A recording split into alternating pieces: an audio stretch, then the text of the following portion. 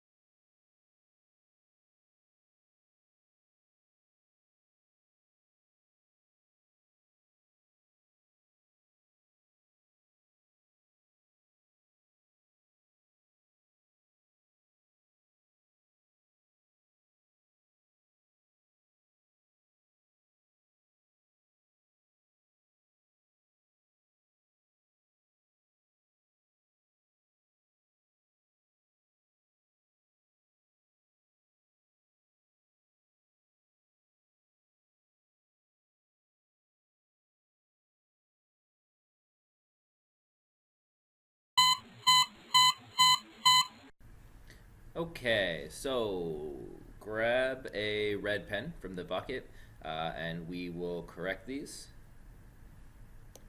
Give you guys a second to do that. And if you need to pause the video at any time.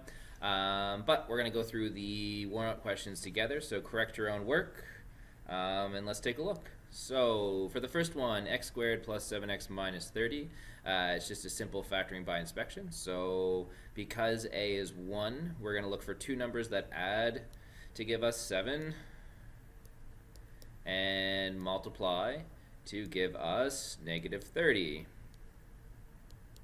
So what are the two numbers? So if we think about negative 30 for a second, so knowing that the multiplication is negative, it means that one of them has to be negative and the other one has to be positive. So right there, instead of thinking about it like an addition to give us 7, we're thinking about a subtraction that's going to give us 7. So if we look at the factors of 30 for a second, right, 30 is, well, it's 30 and 1. It's 15 and 2. It's 10 and 3, and finally it's 6 and 5. So if we look at the four possible pairs of numbers it could be, the only one that has a difference of 7 is 10 and 3. So now we just need to decide, is it positive 10 or negative 10, or positive 3 or negative 3? Well, to do that, we look at our addition, and we say that, well, since the larger number since our answer, is supposed to be positive, that means the larger number has to be positive. So it's going to be positive 10 and negative 3. So our final answer is x plus 10 and x minus 3. Alright, on to B, and we'll go a little quicker this time. So for B, we have to take a look at this quadratic, and first we have to ask ourselves, is there a greatest common factor? And the answer to that question is yes. 2. Since 12, 26, and 12 can all be divided by 2, we're going to do that to start. So we're going to say 2 times 6x squared plus 13x plus 6. And again, we get the 6 and the 13 and the 6 by dividing each of our first coefficients by 2. Now that we have it factored by using greatest common factor, we have to continue factoring. So to factor this, we're going to do slide and divide. So we're going to take the 6 and we're going to slide it to the end and multiply it. So 6 goes there, so x squared plus 13x plus 6 times 6, which is 36. Okay. Now that we have a trinomial that has a leading coefficient of 1, so again a is 1, we're just going to factor this thing by inspection. So we're looking for two numbers that add to give me 13, but also multiply to give me 36. So in this case, the numbers would be x plus 4, and x plus 9. Now that we only have done the slide part of our slide and divide, we still have to divide. So whatever number that we slid at the beginning, so we slid the 6, that means we're now going to take the 6 and we're going to look at our factors here, and we're going to divide them by 6. Okay. Anywhere that we can simplify, we're going to simplify. So we're going to say, well, 4 over 6 simplifies to give us 2 over 3. Right? And 9 over 6 simplifies to give us 3 over 2. Okay, and then finally, whatever denominator you're left with, so the 3 in this case and the 2 in this case, just goes in front of the x. So our final answer is 3x plus 2, 2x plus 3. And there you go. Alright, on to C. So C, really quick, as long as you recognize this. What is 9x squared? Well, it's a perfect square. And 16y squared is also a perfect square. The symbol between them is a difference, so we can very quickly recognize this as a difference of squares. And in order to factor a difference of squares, we just have to find the square root of both of our terms. So in this case, the square root of 9x squared is 3x. The square root of 16y squared is 4y, And in our second bracket, we'll also have 3x and 4y. And really easy, we have 1 plus, 1 minus. So again, as long as you recognize it as a difference of squares, it's just a matter of taking a square root of both terms. And in your two brackets, you have 1 plus, 1 minus.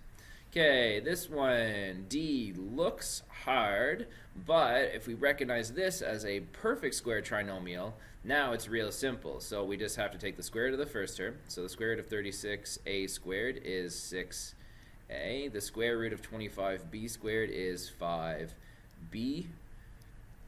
And the symbol of the middle coefficient here will match the symbol in our bracket. And we just square it. Perfect square trinomial. Nice and easy, again, as long as you recognize it. And finally, E. E was a really weird one. It's not one that we've seen yet, but one that we do have the ability to do. So in order to do E, let's first just stop for a second and say, well, I don't like 3 to the x. So what I'm going to do is I'm going to let 3 to the x equal some other coefficient. So let's just say a. And if I do that, what does my trinomial become? Well, it becomes a squared minus 12a plus 27. And that is just a simple trinomial with leading coefficient of 1 that can be factored by using inspection. So we're just finding two numbers that add to give us negative 12 and multiply to give us positive 27. So what are the two numbers? In this case, they would be a minus 3 and a minus 9.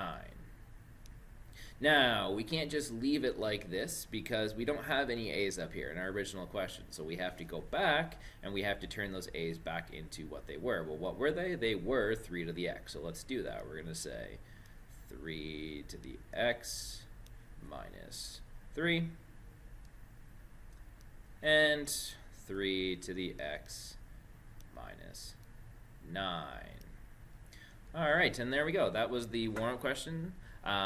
If there were any questions, just hold them till Monday, and I'll be back Monday to go over any of these for anybody, okay? All right, so we're going to move on to the lesson today. And the lesson today, unfortunately, is a little wordy. There's a lot of definitions and vocabulary that we need to know in order to kind of have a shared language here. So I'm going to go over those, and we'll get to a couple of questions at the end. But in all reality, we won't get through much in the way of practice work today, but when you guys come back on Monday, we'll pick it up where we left off, okay? So the curricular outcome for this section of the course is talking about vertex form. And this is vertex form right here. Y equals a times x minus p squared plus q. And vertex form has a certain power to it, right? Just like any other form, when we're talking about functions, they all have a reason. So when we talk about lines, we have linear, we have lines given to us in different forms, right? We have y equals mx plus b, which is your slope-intercept form. We have standard form, which is ax plus by equals c. We have point slope form. We have all kinds of different forms. And when we're talking about quadratics, we have a bunch of different forms, but they all have a purpose. So vertex form, its purpose, so the reason to have something in vertex form is it's really, really easy to distinguish the vertex. So that's what we're going to be taking a look at today. So what is a quadratic function? So hopefully we all know what a quadratic function is at this point in the course, but if you don't, we'll just quick review. So a quadratic function is a function that has an x squared term as its highest power. So no x cubes, no x to the fourths, just x squareds, x's, and constants. And the simplest form, and what we would call the parent function, is f of x is equal to x squared. Now, f of x might be a little confusing for some of you guys, I get that, but what f of x means, it's just a fancy way of saying y. It's y equals x squared. And the way that quadratic functions look, and we would have seen this in foundations, is they look something like this little u shape or n shape here that we call a parabola. Alright, so let's dive a little deeper into quadratic functions. Each quadratic function has a number of important features that give crucial information about the function. These features are the intercepts, the vertex, and the axis of symmetry. So when we're talking about quadratic functions, and again this is all mostly review from foundations, we have these kind of important points. So the points are the intercepts, like we just said, the vertex, which is either the highest or lowest point, and something called the axis of symmetry. And the axis of symmetry is a line that cuts our parabola in half. So if we're looking at a parabola for a second and I want to find those key points or those key pieces of information, well, where would I find them? So for example, if I wanted to find, say, the x-intercepts, well, how would we find the x-intercepts? We let y be 0. And where do we find the x-intercepts on a graph? Well, we would find them where our parabola intersects with the x-axis. So there'd be one right here, right, and there'd be one over there. So those are called the x-intercepts because it's where our parabola, this U shape or N shape, intercepts or intersects with the x-axis. Our y-intercept, on the other hand, is where our graph would intersect with the y-axis, so the vertical axis. And we find our y-intercept by letting x be 0.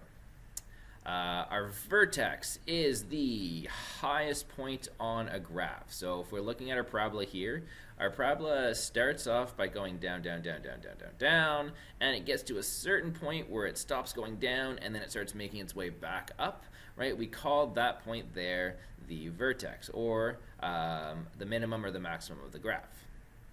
And finally, the axis of symmetry. Well, the axis of symmetry is not a point. The axis of symmetry is a line.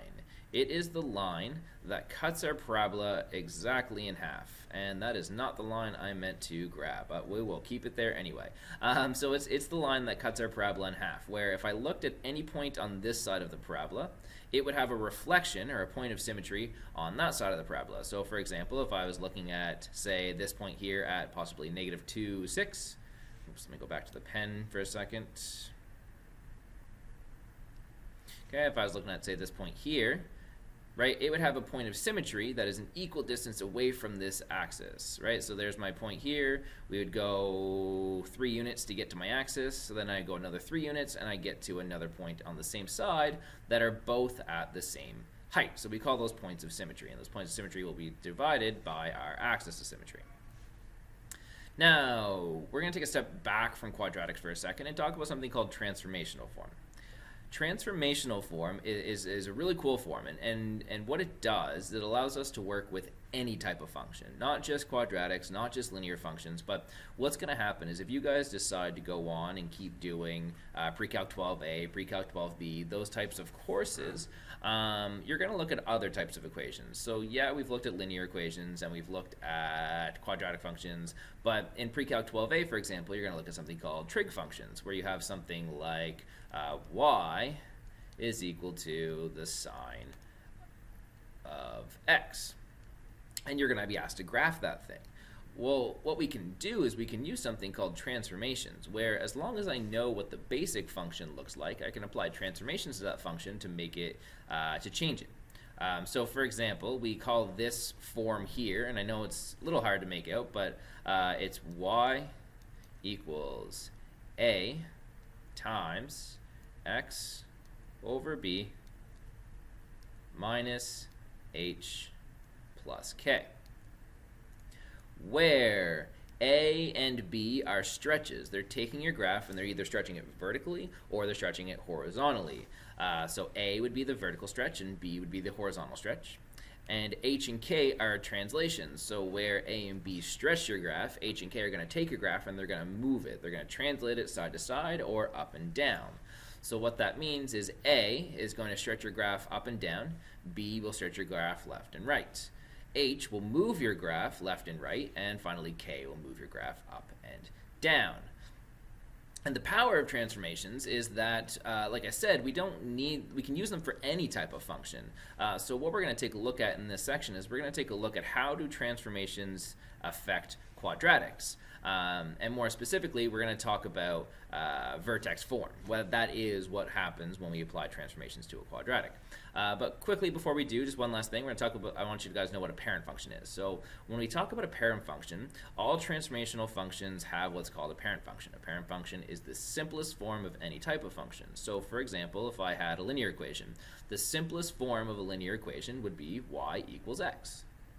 Right? Because it's just that basic line that has a slope of 1, it passes through the point 0, 0, right? It's just really simple. There's no changing your slope, there's no changing your y-intercept, it's just y equals x. The simplest form of a quadratic equation is y equals x squared, right? So again, that's just the most basic equation. B is 0, C is 0, A is 1, really, really basic. And again, we call these things parent functions because what we can do is once we're looking at another type of quadratic function that isn't the parent function, if we can find the transformations, then we can just take that parent function and we can stretch it or we can move it to figure out what our new graph is supposed to look like. So when we apply transformations to a quadratic function, that's when we're looking at what's called vertex form. So vertex form looks like this. F of x is equal to a times x minus p all squared plus q. Now the letters are a little different, and the only reason they're different is because we're not really talking about transformational form, we're talking about vertex form, so we're just going to use a couple of different letters to help us describe it. But in reality, if I take a look at this, it is exactly the same as that transformational form, right? Where in this case, instead of P, we could think about that as being H, and instead of Q, we could think about that as being the K, where that's our horizontal translation and that's our vertical translation. All right, so in this form, A, P, and Q are all constants. They're all numbers. There won't be any other variables. A will be a number, P will be a number, Q will be a number, and what they'll do is they'll affect the graph based on the transformations that they translate into, right? So we know that A is our vertical stretch, right, when we talk about transformational form. So what it'll do is it'll take the graph and it'll stretch it vertically. So if A were 2, it's going to make the graph twice as tall. But what that'll end up doing is by making it twice as tall, it's also going to look half as wide as well. Because when you make something stretch it out like this, it's going to take the width of it and it's going to decrease it. Something also interesting happens is if you make A negative, and we know this from, again, from foundations, what that'll do is it'll be a reflection. It'll take our graph and it'll flip it upside down. P and Q are translations. What they'll do is they'll take our graph and they'll shift it left and right, so that's what P does, and they'll shift it up and down, and that's what Q does. So a horizontal shift, a vertical shift. Now, you got to be careful of this symbol here because it's x minus P. So when we're looking at a graph or an equation in vertex form, you got to look for this minus, because if it's x minus, say, 3, well, that's a positive movement of 3. Because of the minus that's in this vertex form, when we end up with a minus in our equation, we have to think about that as being a positive movement. Okay, so I'll just leave this up here for a second and let you guys get this down if you're taking down the definitions. Okay. And again, notice that this form tells you where the vertex is. So what this is doing is we're taking the point from our parent function. If we take a look at the original quadratic, which is just f of x is equal to x squared, right? That's just our parent function of a quadratic. We're taking that quadratic, and what we're doing is we're stretching it and we're moving it. So what will happen is this quadratic has a vertex at the point 0, 0, right on the origin. If you take that graph and you stretch it, it doesn't move that vertex. That vertex will not move based on any kind of stretches. But what will happen is after you're finished stretching it, then if you take the graph and you do some translations, you move it left to right and up down, what it's going to do is it's going to take that vertex and move it left, right, and up, down. So what will happen is it'll take the vertex and move it P units to the left or right, and Q units up or down, depending on the signs.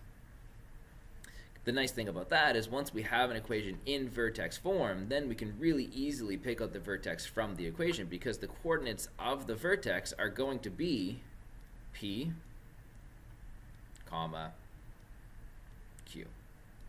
Really simple. All right.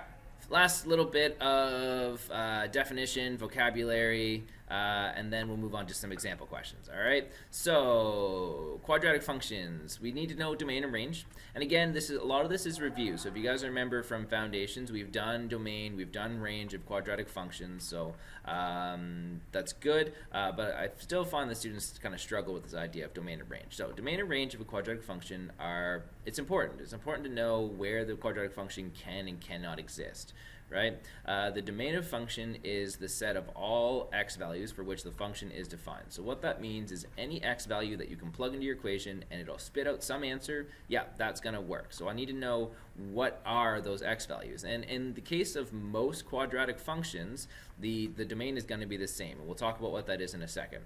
The range, on the other hand, is exactly the same as domain, but it's for y values. So the range of the function is a set of all y values that the function includes. So for example, if I were to look at the parent function, f of x equals x squared, well, what is the domain and range of this function? So the domain is xer. And what does that mean? Well, that means that I could take any possible number for x, plug it into my equation, and it's going to give me an answer. And that makes sense because no matter what number you pick for x, if you then square the number, you will get an answer. So we say the domain of this quadratic function is xer, and in reality, the domain of every quadratic function is xer, unless we're talking about an application or a scenario, right? But if we're just talking theoretically, some quadratic function, the domain will be any real number. Now, the range for a quadratic function is a little different, and the reason the range is a little different is because the quadratic function has a lowest or highest point. So for example, if I look at this parent function here, the vertex is down here at 0, 0, right? It's right here at 0, 0. Well, what that means is this graph never goes below 0, right? It never comes down in this direction down here, right? It never goes below 0. It always, once it goes down, down, down, down, down, down, down, down, down, down, and it hits 0, and then it bounces back up. So we need to state that in the range. So what we're going to say is that, yeah, y is greater than or equal to 0. Now again, y is still a real number, so we should put that in our range, but we have a restriction on what real numbers it can be. So in this case, the real numbers it's allowed to be are anything that's 0 or more. And finally, quadratic functions. So for an equation in vertex form, we can find the vertex, the axis of symmetry, the direction of opening, and the vertical stretch from the various parameters, from these numbers that we have in our vertex form. So if we look at the general equation of vertex form, it's this one right here that we've talked about a couple of times now. And what we can say right away is we'll know the vertex. The vertex is going to be at the point P, comma, Q. So P is my X value of my vertex, Q is the Y value of my vertex, and it's going to be at that point. Okay? The axis of symmetry, the line that cuts my parabola in half, is going to be at X equals P. It's going to be the vertical line that happens at the value P. Okay? The direction of opening has to do with the sign of A. So if A is negative, it opens down. Right? If A is positive, it opens up. And a little just kind of way I like to remember that is negative means that we get a frown, right? And positive means we get a smile. If A is opening down, that means my vertex is going to be a maximum. And if my parabola is opening up, my vertex is going to be a minimum. But either way, the value of that maximum or minimum is going to be Q. Okay. And finally, how stretched our graph is the vertical stretch. That's the value of A. And the shift of our graph is P and Q. So P is the horizontal shift, left, right, and Q is the vertical shift, up, down. Okay. In terms of shifting our graph, positive means right, negative means left, which makes sense if you think about your number line for a second, right? So if we have 0 here, we know that the negative numbers are on this side and the positive numbers are on that side. So negative numbers to the left and positive numbers are to the right. And I think that the vertical shift is also relatively obvious, that up is positive and down is negative. Okay, so what does that mean in terms of actually doing these questions? So I think we should just take a look at one of these and see how we do. Just going to put my fancy calligraphy pen back on here. Okay, so what I want to do is I want to take these two equations and I want to find these key pieces of information. So I want to find the vertex, I want to find the domain and range, I need to find the direction of opening, the equation of the x-symmetry, and then finally I want to sketch the equation. And there's a couple of ways of sketching the equations. We can sketch the equation by finding a few key points and then tracing our parabola.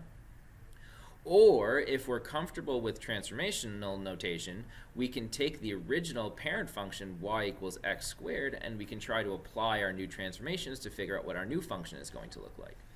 So maybe for A, I'll find the key points and we'll graph that way. And then for B, what I'll do is I'll apply the transformations on the parent graph and we'll do it that way. Okay?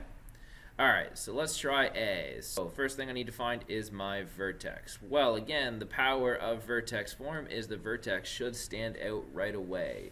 The vertex is,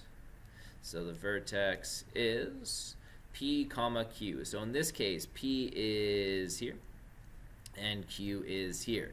Now be careful, I mentioned this earlier. The symbol here, when we're looking at our vertex form, y equals a onto x minus p, right? Minus p squared plus q, right? So in that case, if in our vertex form it's supposed to be a minus, but we have a plus, well, we have to think about what turns a minus into a plus. It actually is multiplying by a negative number. So in this case, this 1 tells us that the vertex is at -1. And this -3, this -3, tells us that the vertex is at -3. Okay, so domain and range. Domain. And again, the domain for any quadratic, unless there's some kind of restriction, unless it's a word problem, it's always, always, always going to be x, e, r, right? X is an element of the real numbers. Okay?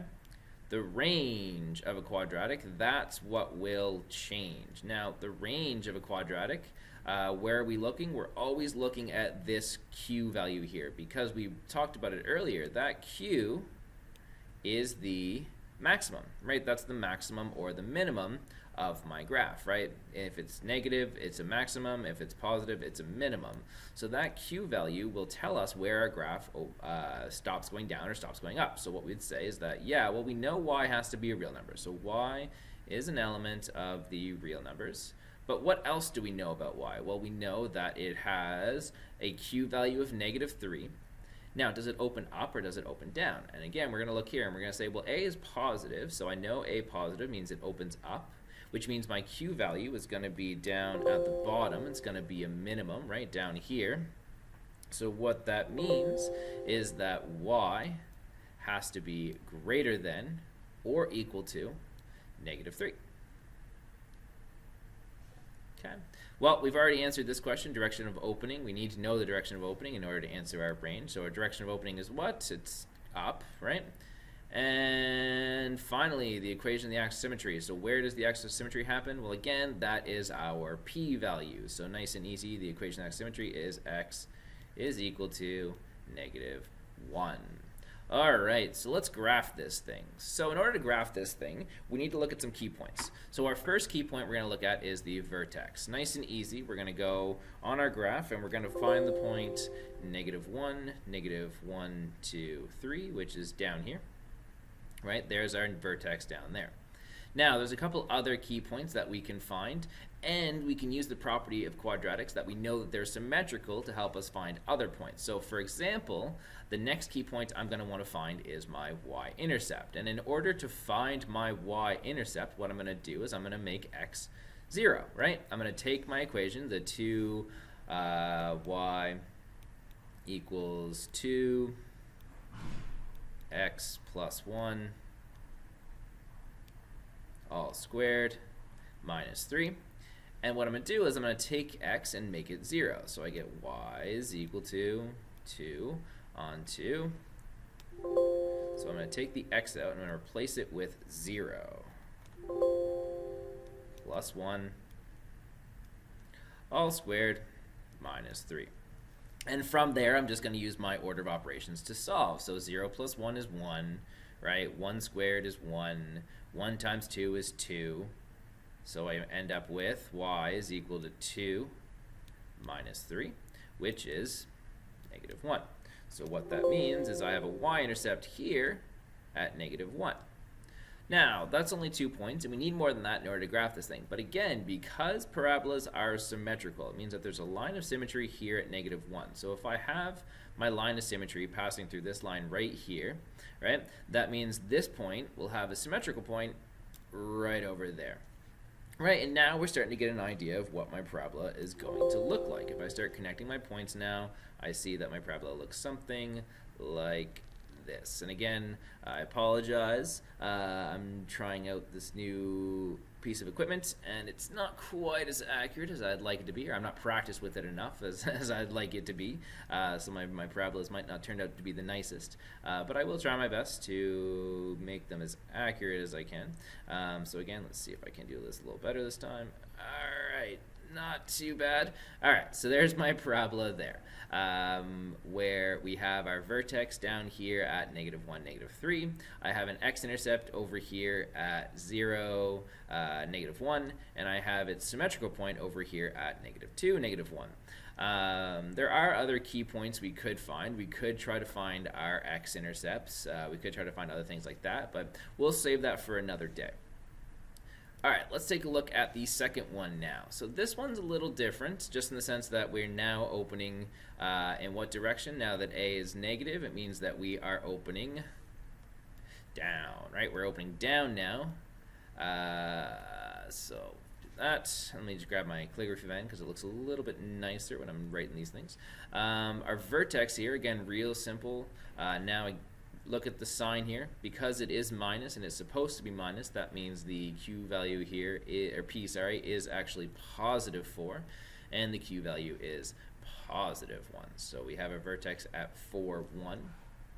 Okay, let's take a look at our domain and range. So domain, nice and easy for a quadratic, is x is an element of the real numbers. Right, and then range, well, that one is a little different, right? That one we have to take a look and see, well, what can't our y values be? So again, we know that y is going to be a real number. So we're going to say y is an element of the real numbers, right? But what else do we know about y? Well, we know that it opens down, and we know that it has a maximum point of 1. So what that means is y has to be less than or equal to 1. And the equation, the x symmetry, x is equal to 4. All right, so for this one, what I would like to do is I want to, instead of trying to find key points, let's try to apply our transformations. And what I mean by that is, let's take a look at the function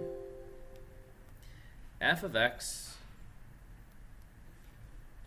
equals x squared, right? Let's take a look at that one for a second. So if I were to plug in values for x here, I get 0, 0, and then I get the points 1, 1, and then I get the points 2, 4, right? And then 3, and all the way up to 9, right? So it grows by a power of 2, right? 0 squared is 0, 1 squared is 1, 2 squared is 4, 3 squared is 9, and I'll have the symmetrical points on this side because when you take a negative and you square it, right, you're going to get a positive. So there is kind of the shape of my parabolas. And again, I'll try my best to connect these points to make it look somewhat like it's supposed to. All right, there we go. Not bad, not bad. All right, we'll go this way, do this one now. Okay, and again, I'll try to connect the points, make them look somewhat like they're supposed to. So there is my parent function, y equals x squared. Now, if I want to take that function and apply the transformations, the first transformation I'm going to do is I'm going to apply this negative 1 over 4. What that'll do is it'll take our points and stretch them vertically by a factor of 1 over 4. So what I mean by that is where this point, to go from 0 to 1, jumped 1 unit, now to go from 0 to 1, it's only going to jump a quarter of a unit. It's going to go this way. Right? And then for the next one, to go from 0 to 2, it had to go up 4 units. Well, now to go from 0 to 2, it has to go up a quarter of 4, which is 1. And again, to go from 0 to 3, we had to jump up 9 units. So now to go from 0 to 3, we have to jump up 9 divided by 4, which is right here. So that parabola right here is a 1/4 stretch on our parent function, right? But it's not just that, right? It's not just the 1/4 stretch. We also have to do some other things. So having a negative a value means that we can take this function and it will reflect vertically and turn it upside down, right? So here's our new function here, right? We can turn it upside down, and there's our new function right there. But again, it has a horizontal and vertical translation. So what that means is we're going to take this graph and we're going to move it 4 units, 1, 2, 3, 4 units to the right and 1 unit up. And there is the graph of my new function. Now we're missing a point, right? We are missing where our y-intercept would be, so it might be worthwhile to plug that number in. So we could say that y is going to be equal to, maybe let's change the color here, negative 1/4 of, what am I doing here? 0 minus 4 squared plus 1, right? And then we get 0 minus 4 squared is, 0 minus 4 is negative 4. Negative 4 squared is 16. And 16, negative 1/4 of 16 is negative 4. And negative 4 plus 1 is negative 3. So we have a y-intercept here at negative 3, and for our symmetrical line is here at 4, so we'd have another point over here at 7 and negative 3. Sorry, 8, negative 3, right here.